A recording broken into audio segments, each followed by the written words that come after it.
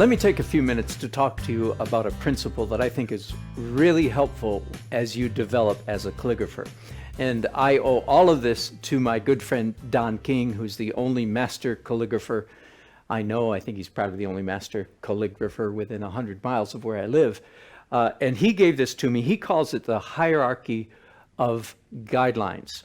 Now, if you've been to our website, which I assume you have, that's why you're watching this, then you may have printed out, or at least you've looked at, the guideline sheets that we provide for you for every font, for every alphabet. As you mature as a calligrapher, those guidelines will become more and more superfluous, more and more unnecessary. We provide them to you because, frankly, you and I both need them.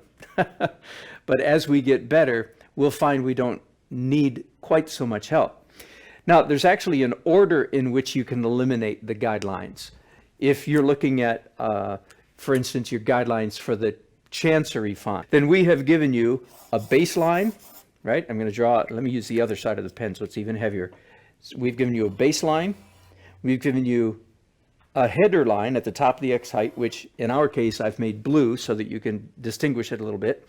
Then we've given you a descender line, usually done with a pencil. I don't know if you can pick that up on your digital copy or not. And an ascender line, done with a pencil. Not only that, if you're looking at our Chancery guideline, we've also given you, let me use a ruler here, we've also given you an italicization. That we concluded that that was actually a real word when we did Chancery. Do you remember that? We've actually given you an italicization angle. And all of those lines are very helpful when you're first getting started doing calligraphy. If this was for an uncial, then it wouldn't be italics. The lines would be strictly vertical.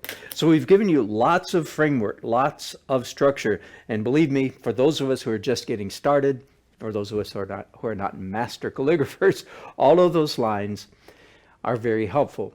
But what you want to be able to do as you progress and as you mature as a calligrapher is you want to be able to remove some of those aids one at a time.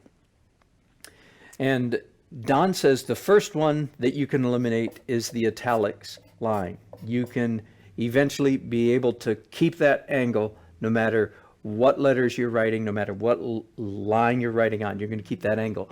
So you could actually do this if you're interested digitally with the copy that we give to you. Come in here and erase some of those marks if you have the right program. The next thing that we get rid of is, I think quite predictable, is the ascender line and the descender line. Get rid of those lines altogether. At that point, you'd only have then two guidelines. It would be the baseline and the header. And as one of my other calligraphy teachers points out, these are, especially at this point in your career, these are guidelines. They're not rules. They're not law. They're not your master. You don't have to fear them and make sure that you stay in them. That's completely the wrong attitude. These are simply guidelines. They help you keep your calligraphy in a range. But as you mature, as you and I mature as calligraphers, our type begins to have more of a lilting, more of a dance, more of a freedom to it, and we'll violate these lines just a little bit, but always so that it looks good. Finally, when you get to the, not if, my goodness, there's no if here, folks. This is when you get to the point that you can do with almost no guidelines. Here's actually, again, what my friend Don King recommends, is that you actually come to the point where you have just one line. And you know what that is? According to Don, I haven't progressed to this level in my own calligraphy, but I will someday. And that is actually located at the middle of the letter. So if we were doing an uncial A, for instance, the guideline, which of course would be in very light pencil, not in a big blue mark like this, would be there. If we were doing a Chancery B, for instance,